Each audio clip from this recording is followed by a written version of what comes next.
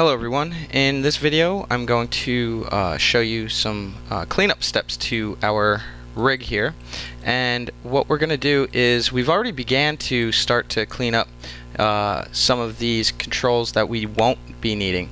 However, on things such as the foot control, we can add minimum and maximum to these because we know that this will not pass 50 in either direction. Whatever, you may have set yours to a different number, but on this particular one I know that it's after 50 the controller does not no longer do anything.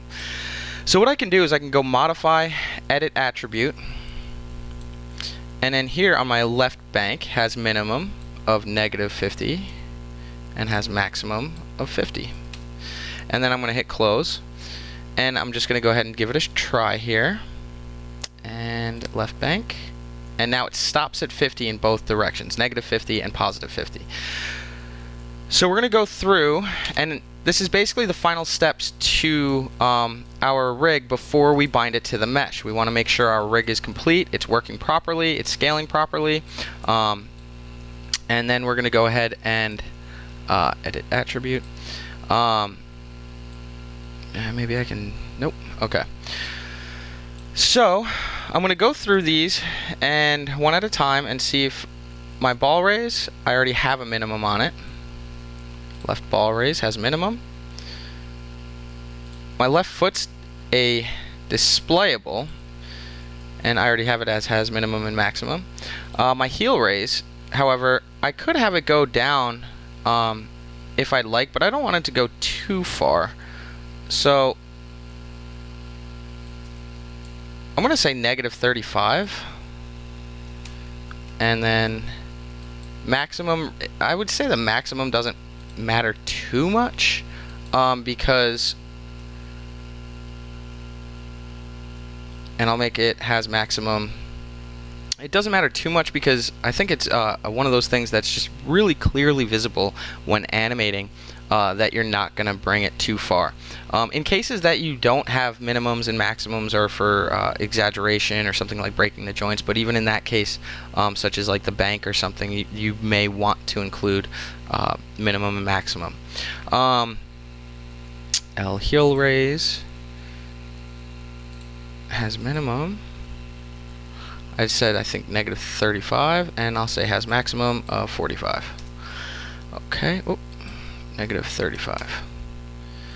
Okay.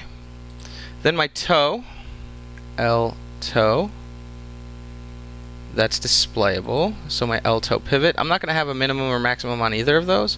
On my toe raise, I may. Oh. Whoops. Oh, and let me bring this down. And on my toe raise, I think I'm going to set my minimum at 0, and I'm going to leave the maximum open. So I want you to just go through and make sure that all of these have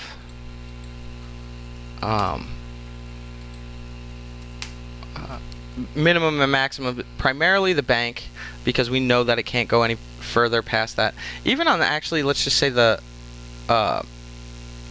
heel raise. You could have this set at has minimum of 0 if you weren't going to have it past that, because you can also rotate your ankle this way. Just a thought. Typically I do have that set at 0 on my, and I had this one at 45. Typically I do have it at 0 on my heel raise, just as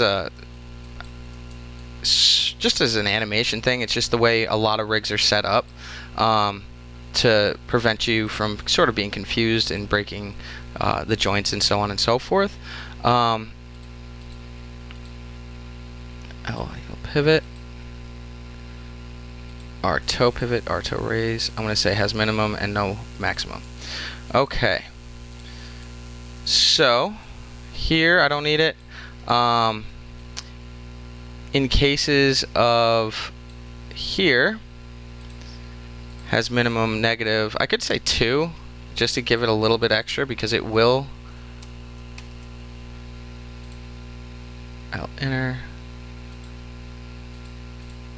L middle, +2. Primarily the bank and the face are the two primary parts where you may want to have minimum and maximum.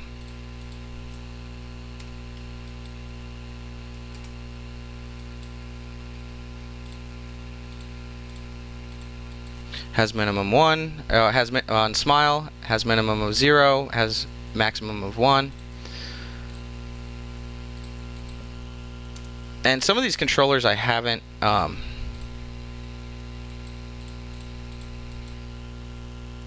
even worked on yet because of just the requirements. I plan on getting back to them, but as of the moment I have met the minimum requirements and shown you enough on this that on the smile I'm going to do has minimum 0, maximum of 1.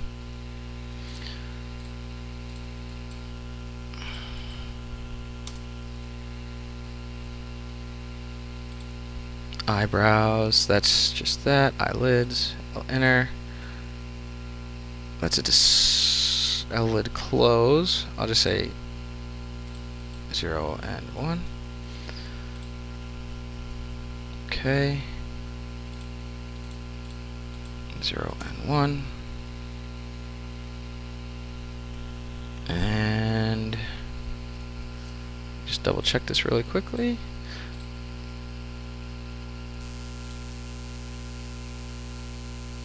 Okay, so I don't have my R right side of my eyebrows working yet, but my left does. And it looks like my L middle, -2.